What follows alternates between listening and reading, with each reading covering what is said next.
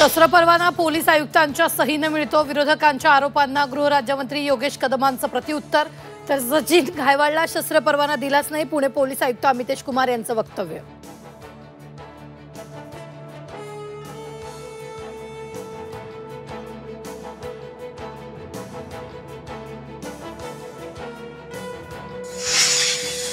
एका व्यक्तीच्या शिफारसीमुळे सचिन घायवाळला योगेश कदमांनी शस्त्र परवाना दिला। रामदास कदमांचा मोठा दावा।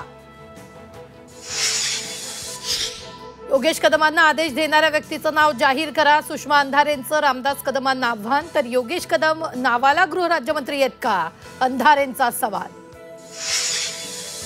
लाडकी बहीण योजनेसाठी सामाजिक न्याय विभागाचा 410 कोटींचा निधी वळवला।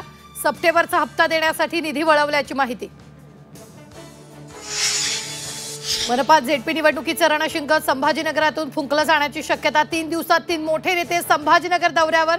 उद्या मुख्यमंत्री फडणवीस, एकनाथ शिंदेंचा जिल्हा दौरा। तर 11 ऑक्टोबरला उद्धव ठाकरेंच्या उपस्थितीत शिवसेना उद्धव बाळासाहेब ठाकरे पक्षाचा शेतकरी मोर्चा।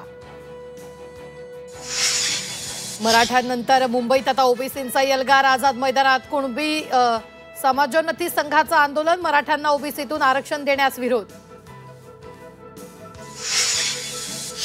नागपुरात उद्या ओबीसी समाजाचा महामोर्चा। मराठा आरक्षणाचा जीआर रद्द करण्याची मागणी।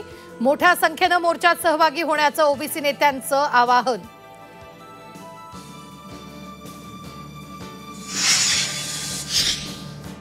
अभिनेत्री दीपिका पादुकोणच्या हिजाबवरून वाद पेटला। दीपिकाचं रणवीरसह मशिदीत जाहिरातीचं शूट। हिजाब परिधान केल्यानं दीपिका पादुकोण ट्रोल।